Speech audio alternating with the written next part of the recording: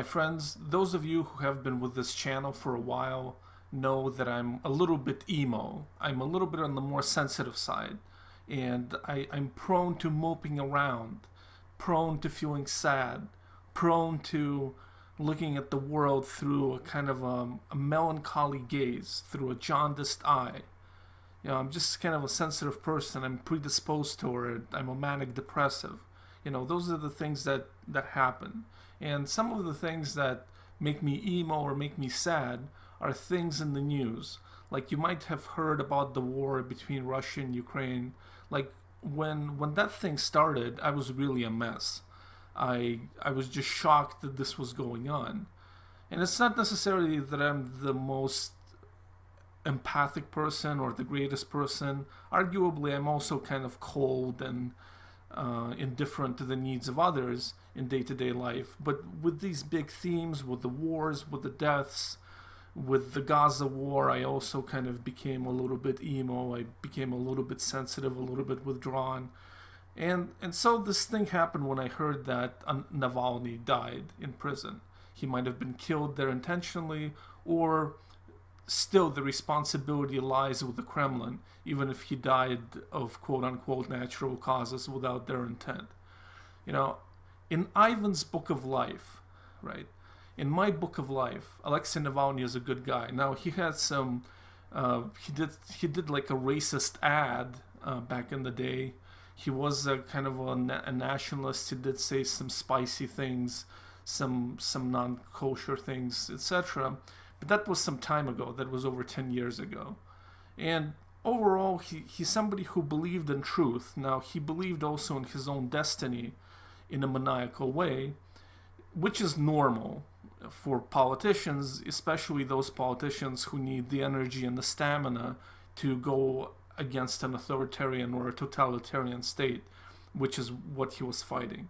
They're all going to be a little bit off in their head, and so was he, but he was basically a good guy in my book. He had a sense of humor. He wanted to really empower, to create powerful institutions in Russia, like the judiciary. Those are the things that he sincerely believed. And now he's dead. He died in a prison in Siberia, and that's his life. Whereas the officials of the Putin's government, of the Putin regime, of the corrupt regime, the officials who stole and continue to steal so profanely, they're just they're just doing what they were doing before. Maybe some of their flight plans have changed, and they can no longer visit their villa in Spain or something. But basically, they're doing all right. Those guys are doing all right. There's no need to worry about those guys. And so, yes, it is sad. He was somebody who was fighting for truth, I believe. He's a good guy in my book. He's a good guy in my book.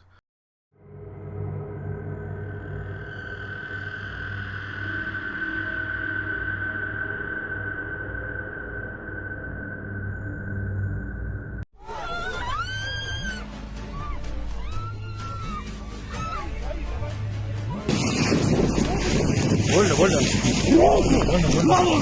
Больно, больно.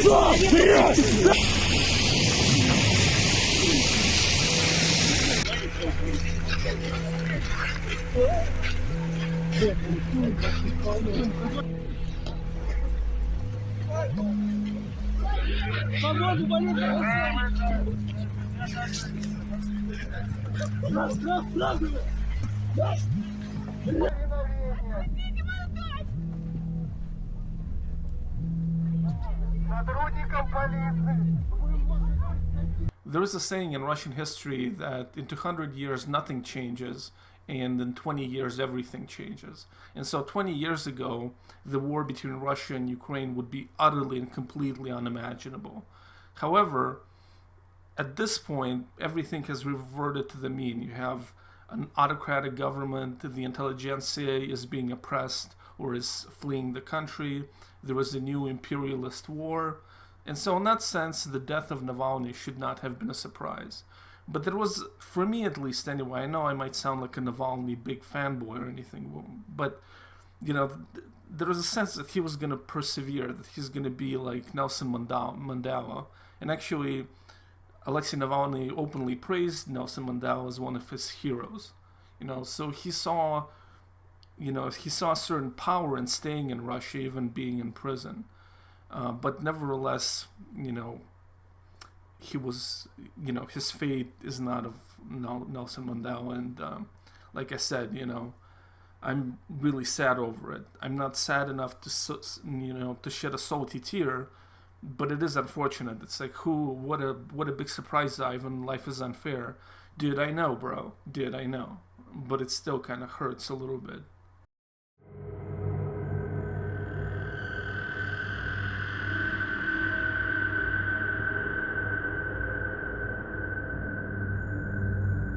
Здесь у меня просто очевидная вещь. Ну, не сдавайтесь. Не надо, нельзя сдаваться. Если это произошло, это означает, что мы необыкновенно сильны в этот момент, раз они решили меня убить.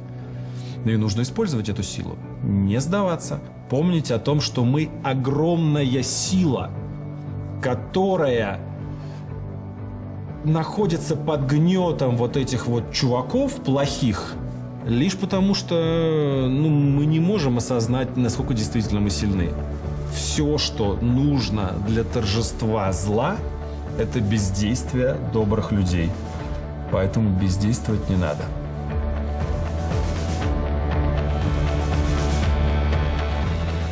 Alright, my dude, let me try to give you a rundown of Alexei Navalny's political life without rambling or putting people to sleep. Step number one, when he was a youth back in the 2000s, he was a member of a party called Yabloko, Apple. This party was a social democratic party, and it still exists. It's like your classical European social democratic party. The exact same values, just Russian. So that's where he started out. Then, as he was a organizer within that party, he started to get interested and started reaching out to nationalists. And he had this idea because there were two wings of Russian opposition to Putin at the time. One wing was the liberal democratic wing, and the other one was the nationalists. Mostly they were against migration and other things, but primarily they were against migration and other things. There's fucking so many different nationalist groups there. But anyway, so he tried to bridge the two together in a kind of national Democrats. He started a group like that. He was a member of many groups. He was clearly was hyperactive and didn't know where to settle himself.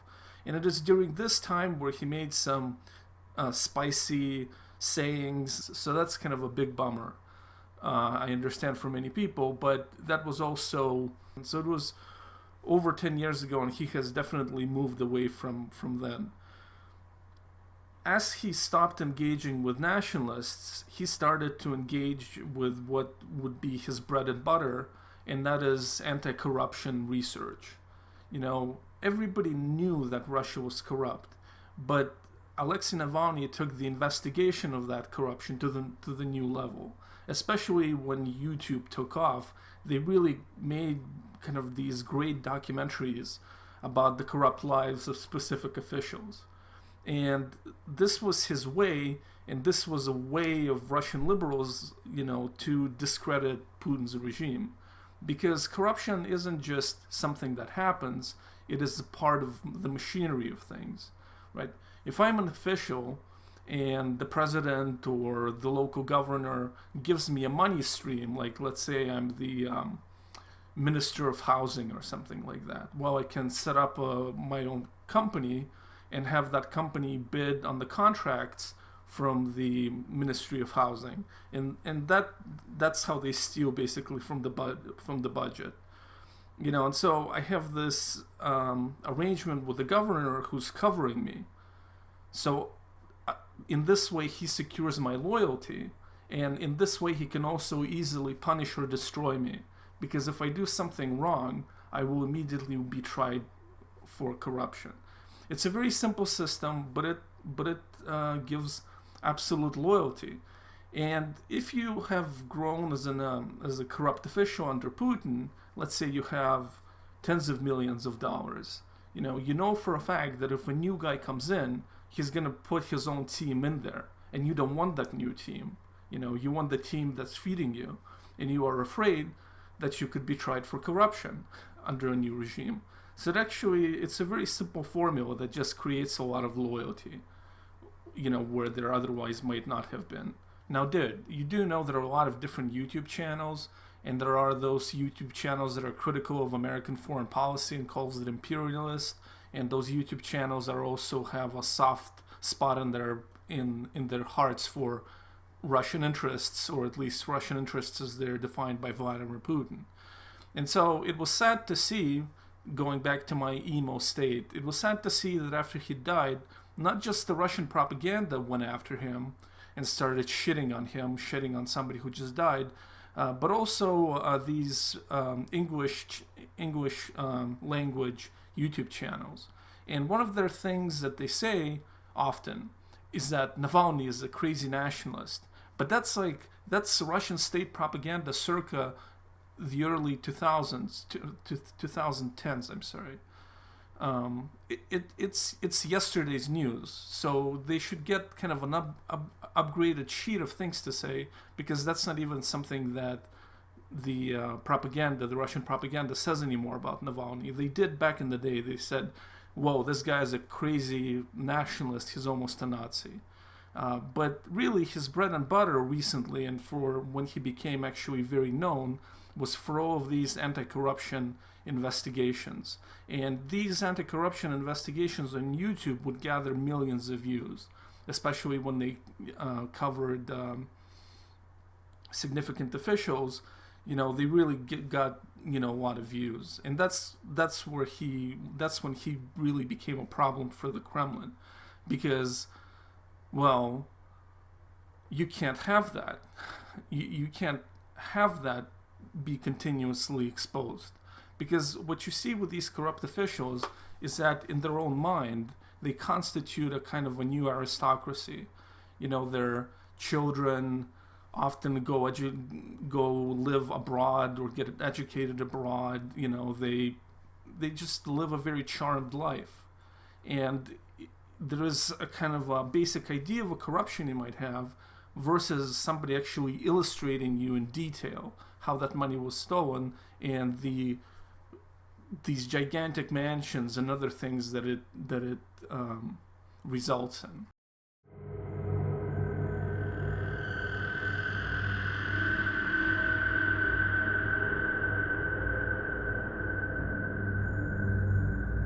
Говорит, извините, пройти туда нельзя сейчас, потому что вот сейчас они закончат, и вы подойдете. Ну, и там вот эти непонятные люди в гоп-одежде очень быстро все пакуют в цветы. Откуда они взялись, непонятно. Вот здесь...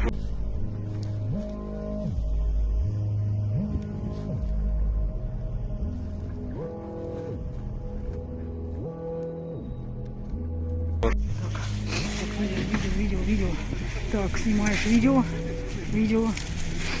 снимаешь. Снимаю видео снимаю. Мусору место в центре Москвы. Я волонтер. Волонтер, который борется против предателей Родины. Граждане, проходим, не надо стоять. Проходим. So the other aspect of Alexei Navalny not being some sort of a Nazi or a nationalist is that his number two man, his most trusted advisor and executive was and is Leonid Volkov, who's Jewish. So his number two man is Jewish. Now, the fact that the president of Ukraine is Jewish doesn't stop some people of accusing him of also being a Nazi, so maybe this counts for nothing. I don't know anymore. All right, my friends. Well, so however, we should be realistic, and so I have here a list of things to mention to be realistic about Navalny. So one time he referred to Crimea as a sandwich that you can't just give back. So that doesn't make Ukrainians happy. He used to believe that there should be a referendum in Crimea, and the majority of the people who live there, would decide which country it would belong to.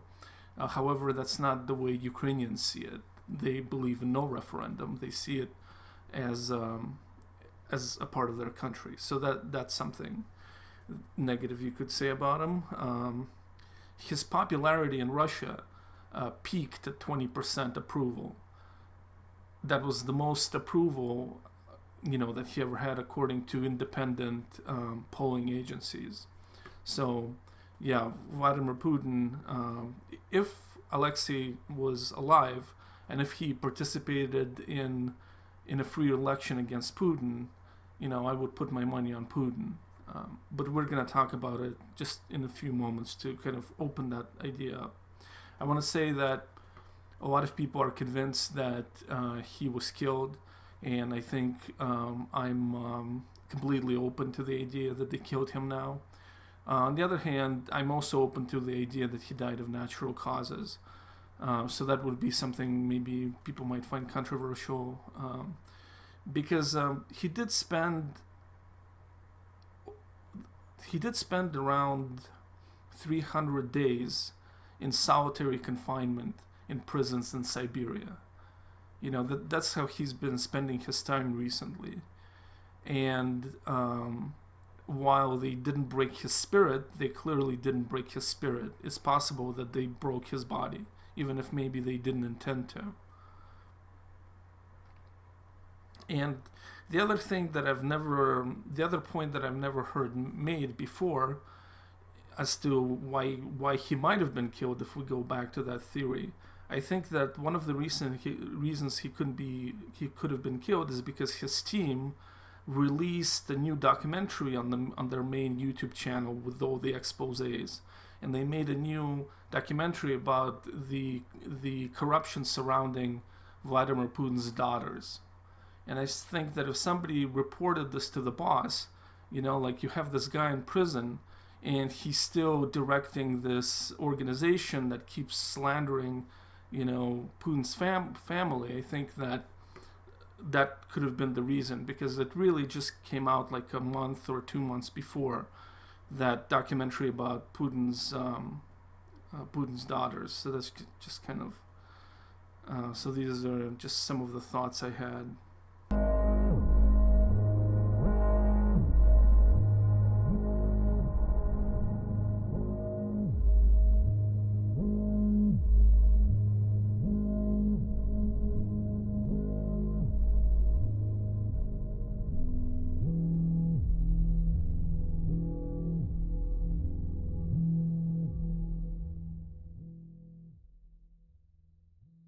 So to go back to these English-speaking channels that have some sympathies for the Russian government and have an antipathy toward the role that America plays in the world, a lot of what they said when Navalny died was that he was not a real opposition leader, or that he had very tiny and minuscule support, and he's more of a character that's being propped up by the West. So what is true is that Navalny is much more popular in the West than he was in Russia. But in order to understand why, we have to look at the relationship most Russian people have with television, with state television. And that is the relationship of trust. The bottom line is that most Russians never seen an interview with Alexei Navalny because they don't go and search for it on the internet. What they have seen are hours and hours of bashing of Alexei Navalny by different experts, and countless documentaries about all aspects of his life, countless conspiracy theories, countless motherfucker. You know what that is? That is an alarm for me to take my vitamin D. Sometimes I forget and I take once weekly vitamin D.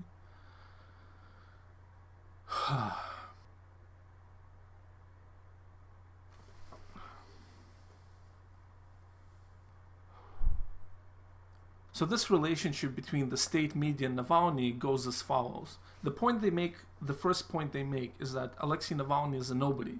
Nobody supports him aside from Western media.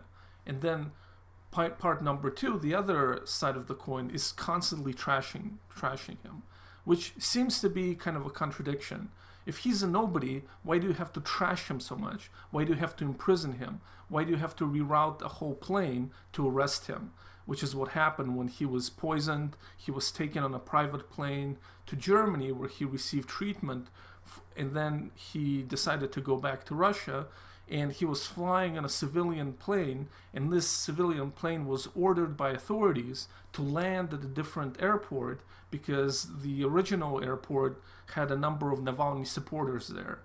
So they rerouted a whole plane to arrest a nobody, to arrest somebody who, is just kind of a sort of irrelevant shit stain. So it's a very contradictory thing.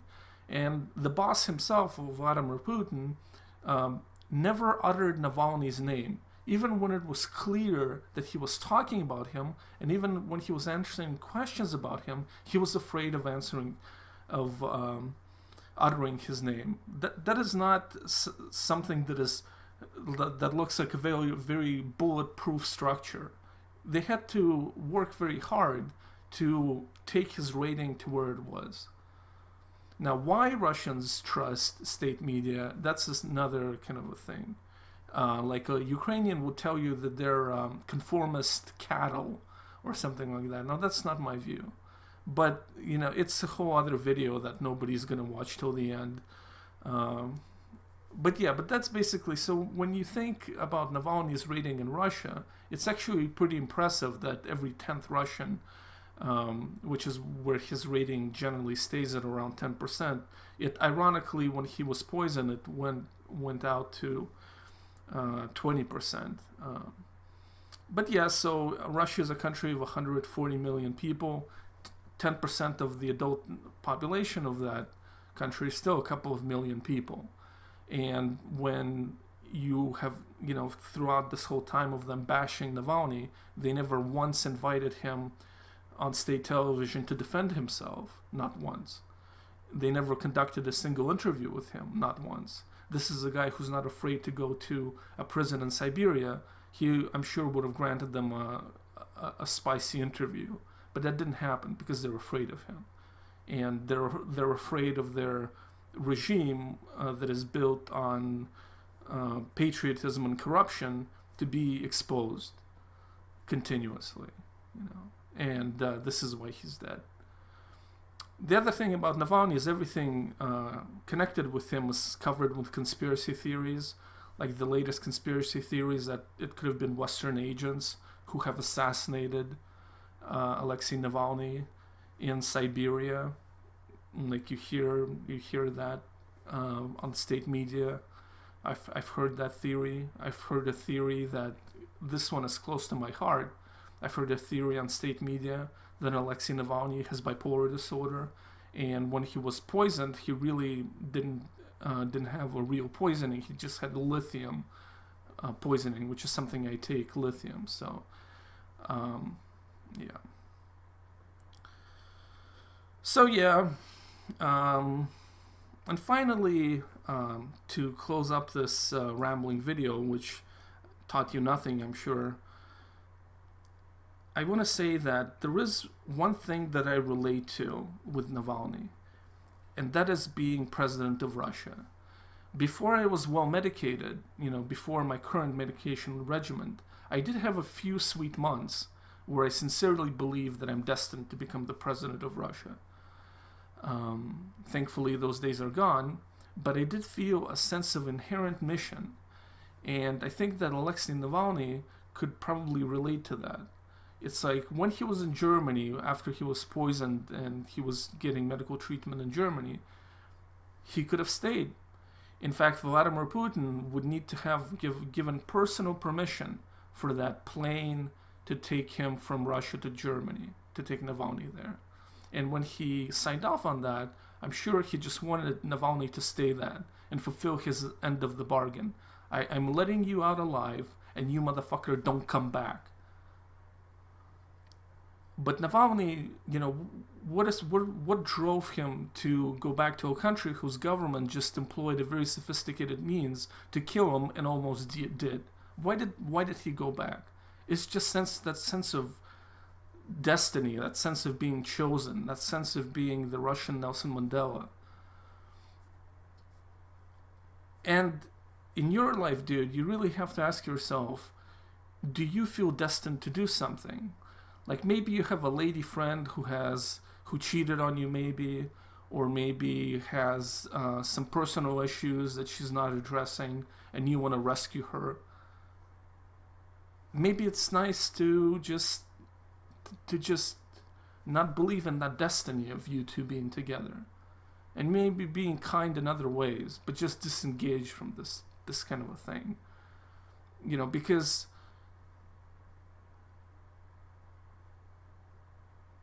because that's basically what ruined him.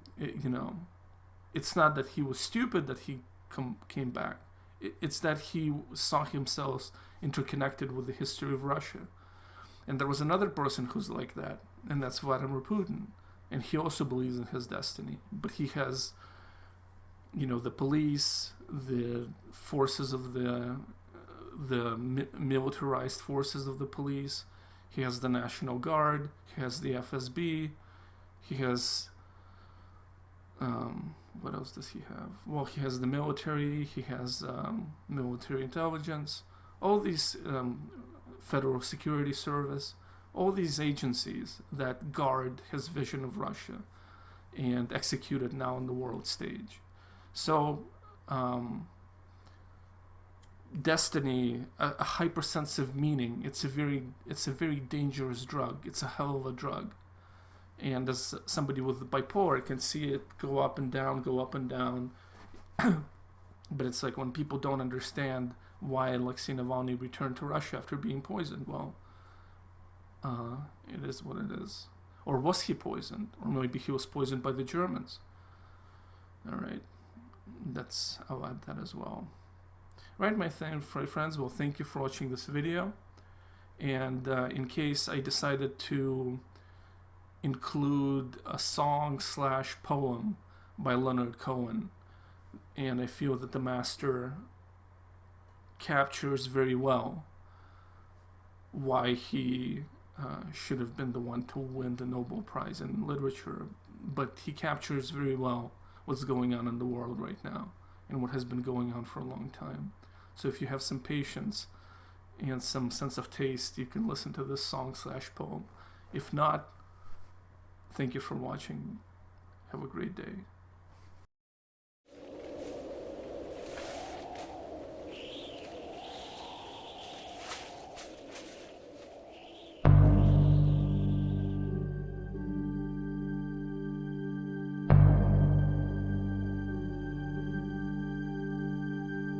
German puppets burnt the Jews.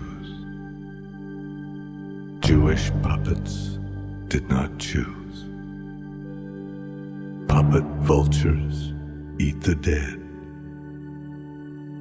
Puppet corpses they are fed. Puppet winds and puppet waves. Puppet sailors in their graves. Puppet flower, puppet stem. Puppet time dismantles them.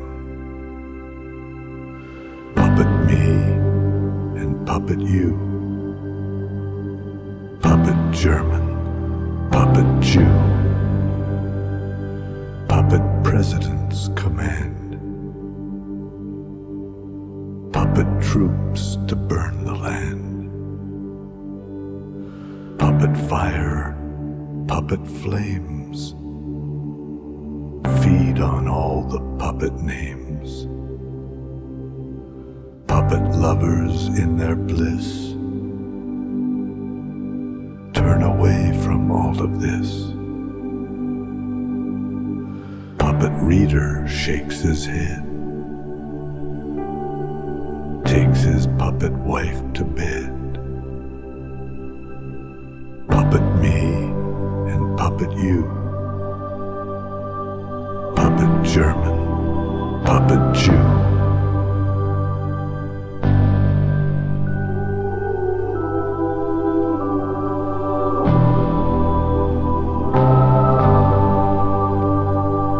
Puppet president's command.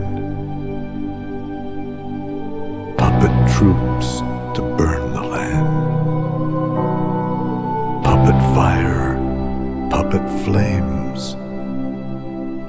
Feed on all the puppet names. Puppet night comes down to play. The after act to puppet day.